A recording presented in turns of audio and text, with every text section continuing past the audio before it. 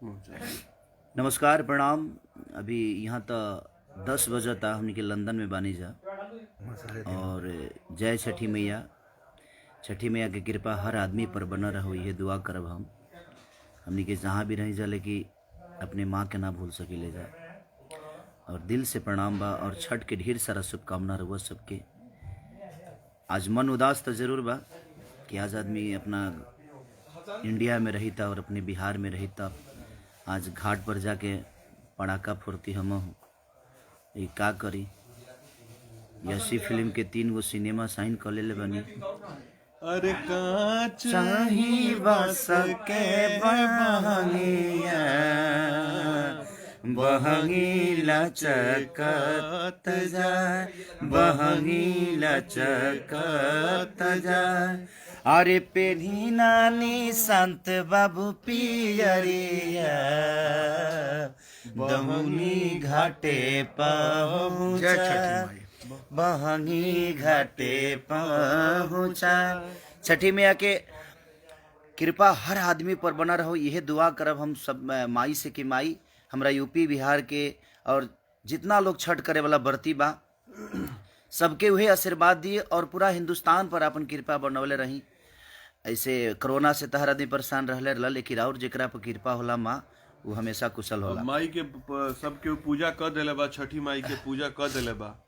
और हमनी के पूरा विनती बा माई से कि ये कोरोना के संकट से भी मुक्ति दिवावस। हाँ, और हम कहब कि देखिए हमनी के तो लंदन में बानी जा, लेकिन हमनी खातिर भी रउआ सब दुआ जरूर मांग ले। अब ऐसे तो हमनी के परिवार, हमनी के एगो परिवार ना, हाँ हमनी के परिवार खाली हमनी के अपन माई बाप ना होला। हमनी के पूरा परिवार हिंदुस्तान बा, पूरा बिहार बा, भोजपुरी समाज बा।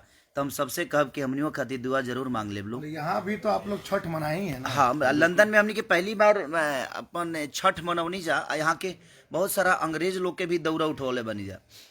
तो कोशिश रहेला जे अपना चीज के, अपना माटी के चीज के, अपने माई के गोद में हर उस सब के बैठा दे आदमी। यहाँ के लंदन के नदी मतलब जैसे हमनी के गंगा नदी बड़ी, हाँ यहाँ के थेम्स नदी के किनारे रुआ लोग इन रउआ पवन सिंह जी सबके मिलके जो सारे लोग, हम पवन सिंह जी, काजल रघवानी जी, मधु शर्मा जी, सहर आपसा जी, और भोजपुरी सिनेमा चैनल पर आज शाम के 7 बजे रउआ सभी अगर देखल चाहतनी कि लंदन में अंग्रेज लोग के साथे हमनी के छठ कैसे मनौले बनी जा, तो उनमें बहुत बड़ा कृपा। कुछ लोग जो और अंग्रेज लोग के लोग औरग दिवले बा खेसारी जी अपना स्टाइल से, तो वो बेचारी भी देख करके और काफी उत्साहित रहे लोग कि जे अरे इतना खूबसूरत तरीका से ही औरग देवे के व्यवस्था भइल। और सूर्य के पूजा इतना खूबसूरत तरीका से इन लोग भी मैंने हिलिए गइल, कहलो कि हाँ तो भाई बाड़न सही। कार्यक्रम के नाम बा जय छठी मैया, और कार्यक्रम के नाम बा जय छठी मैया भोजपुरी सिनेमा पर, भोजपुरी सिनेमा चैनल पर। हाँ। आज शाम में 7 बजे आओ। हाँ, तो आज शाम के 7 बजे रउआ लोग जरूर देखब कि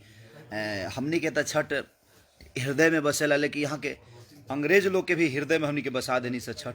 अब भैया यहाँ सब कुछ मिलता है। तरगर में कौन रहे हो? पड़ाका वाला, छुरछुरी पड़ाका वाला, छठ के हट वाला। वो गन बाबा। हाँ, थी संजय मानंद जोन कैले। हाँ, केतर एथी मना पर केतर गरमा हाउ बड़ा बढ़िया लागे लोग। बाटे अब जबूरी के नन्हा डिड़ाइल पड़ाका से पिया, पाकिट मंगा द छुरछुरी के। तो वो गाना बानू, प्रोग्राम में बाना जी गाना वो बिल्कुल बा। और एगो आदिशक्ति के हमारे गाना रो लोग बड़ा प्यार दिले बनी। 42 मिलियन हो गई, बस मात्र 8 मिलियन के जरूरत बा।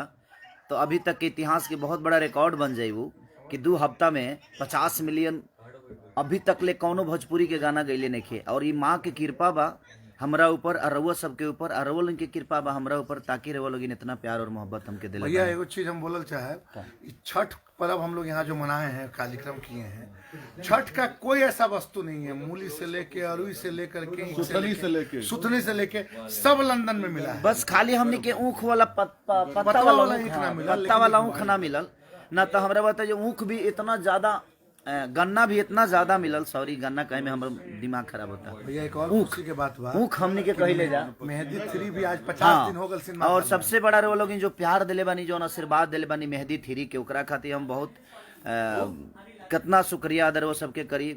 शायद कम पड़ी, ऐसे रोलोगी ने 50 सही दिन ईश्वर हो के। गया और आज 50 दिन हमारा बिहार में हो कई गया गो फिल्म सिनेमा हॉल के, बिहार में 9 सिनेमा घरों में 9 गो सिनेमा हॉल में बहुत दिन बाद 50 दिन कोनो सिनेमा भइल बा, जौन की मेहदी 3 वो भी कोरोना काल में।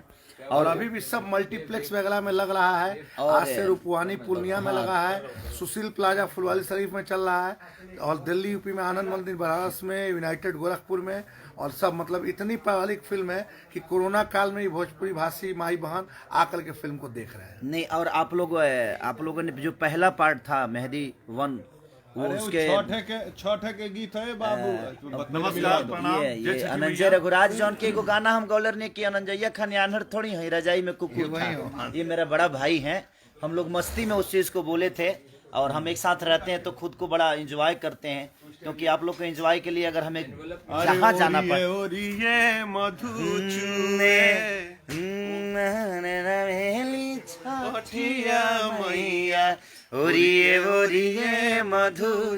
ये वाला वर्जन भी गा दीजिए उसी आप में कि उठावा से मधु चुए, ए शहर हसीना हो उठवा से मधु चुए। तो पगला मिट्टी दिले के बिया शहर। और मिट्टी के धुन को हम लोग अपने नहीं छोड़ पाते हैं, तो हमारी मिट्टी का धुन था वो। और ये संगीत जो है हमारी मिट्टी का, 7 बजे शाम में, और 7 बजे शाम में हर जय छठी मैया। जय छठी मैया भोजपुरी सिनेमा टीवी चैनल पर वालों के देखे की मिली।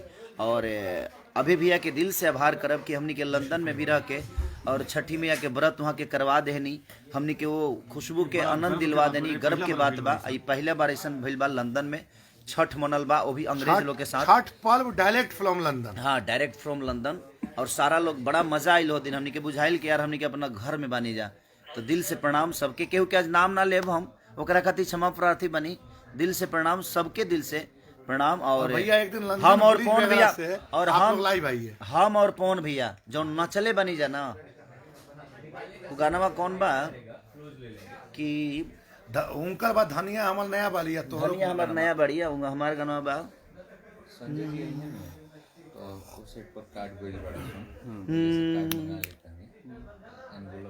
मरे देवरू त दुबई गइले भसुरो नरेल गाड़ी धइले ए ननदो के करी छठ के पूजनवा ना सजनवा अहिले हो। हम और पवन जी दोनों भाई जो नाचे हैं, आप हिल भोजपुरी का एक अलग ठुमका है। और यही है निशांत उज्जवल, मेरे भाई, बड़े भाई हैं। छोटा भाई हूँ। आप लोग को लगता है ये छोटे होंगे मेरे ठीक से, है, मैं भाई हूँ, भाई बड़े भाई हैं ये। भाई हैं। और यही मेहदी 3 के प्रोड्यूसर हैं, और मेहदी 1 के प्रोड्यूसर हमारे अनंजय रघुराज जी, पटना से पाकिस्तान के प्रोड्यूसर अनंजय रघुराज जी। यही 2 फिल्म बनाए हैं अपने जीवन में इन्होंने, नहीं और एक पहली फिल्म बनाए था इन्होंने प्यार बिना चैन कहानी। तो इनके जीवन में 3 फिल्म है जो महनीय रखती। चौथी मेहंदी लोग हाँ, तो मेहदी 1 छठी मैया के जय हो कि आप लोगों ने जीवन में बहुत कुछ दिया है, उसके लिए छठी मैया आप सबको भी ऐसे ही देती हम रहे। लोग आज ऑफिशियल अनाउंसमेंट भी कर दें कि बहुत जल्द हम लोग मेहंदी लगा के रखना फूल भी बना रहे हैं। मैं खेसारी भी और रजनीश जी फिर से वो फिल्म, और उसके लिए नई हीरोइन की तलाश भी जारी है, या पुरानी हीरोइन भी हो सकती है। वो रजनीश भैया खेसारी जी और हम लोग बैठ करके डिसाइड करेंगे कि उसको 100 चलाना वो पड़ेगा, तो यही 100 चलेगी, अभी उतरने वाली कहाँ है। और ये आप लोगों को चलाना अभी मेहंदी 3 100 चलेगी भैया। कोरोना काल में पब्लिक आ रहा है सिर्फ आपका प्रेम में, Love you, आपके गाने के प्रेम में। दिल से प्रणाम है लोग भी सबको। बोल रहे हैं, पब्लिक भी बोल रही है कि दिल की कंवारी कोई खटखटावेला। दिल के केवाड़ी खटे खटावता बाकी खोलला पलोगे नहीं आवता दिल के और हमारे भाई मेहदी के सीरीज के भाई, मेहदी 2 भी मेरा भाई ने बनाया था, मेहदी 3 में भी इसका योगदान था, मेहदी 1 में भी इसका योगदान था, और 4 फिल्मों में इन्होंने बहुत अच्छी भूमिका निभाई अनंजय रघुराज। तो दिल से प्रणाम निशांत उज्जवल, दिल से प्रणाम आप सबको, हमारे बड़े भैया रजनीश मिश्रा जी, जय छठी मैया। और मैं आप सबका दुलार, आप सबका बेटा। और ये लंदन के हमारे लंदन के जो सब देव भाई हैं, ये सागर भाई हैं, सारे लोग हैं लंदन के। और ये जयपुर के एक हैं हमारे डॉक्टर साहब, दोनों मियाँ बीवी डॉक्टर हैं यहाँ पे, उन्हीं के घर में हम लोग शूट कर रहे हैं लंदन में।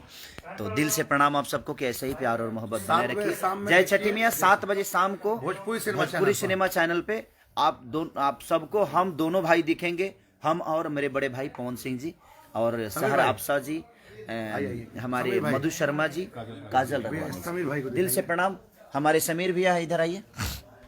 मैं अपने पेज से लाइव हूँ तो मैं बोला कि अपने भाइयों को सबको छठी मैया का आशीर्वाद इनको भी दिलवाइए। मेरे बड़े भाई हैं ये समीर अफ्ताब।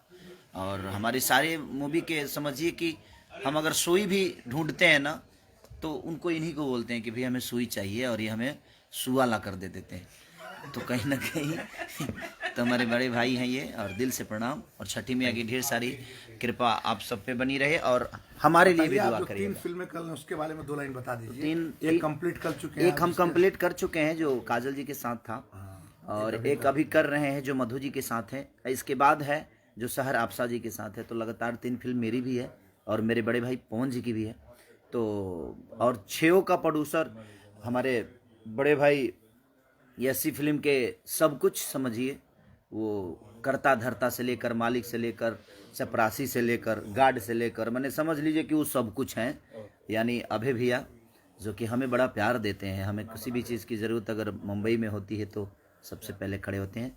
तो जय छठी मैया शाम को 7 बजे भोजपुरी चैनल टीवी पे आप जरूर देखिए और ढेर सारा प्यार दीजिए अपने बेटा को, और जल्दी से उसको सब्सक्राइब करिए गणवा को, आदि शक्ति वाले को। वो जिसको 50 मिलियन तुरंत करिए, 42 हो गया है, 8 मिलियन लगेगा, कितना टाइम लगेगा? कल आप सुबह लोग तक 4 घंटे के, भैया आपके फैन लोग आज शाम तक कर देंगे। आज शाम तक उसको कर करा के हटाइए, कोई मतलब नहीं। कर करा के 50 मिलियन का एक रिकॉर्ड बना के और अपने भाई को प्यार और आशीर्वाद दीजिए। छठी में आप सब पे कृपा बनाए रहे। Love you, I love you.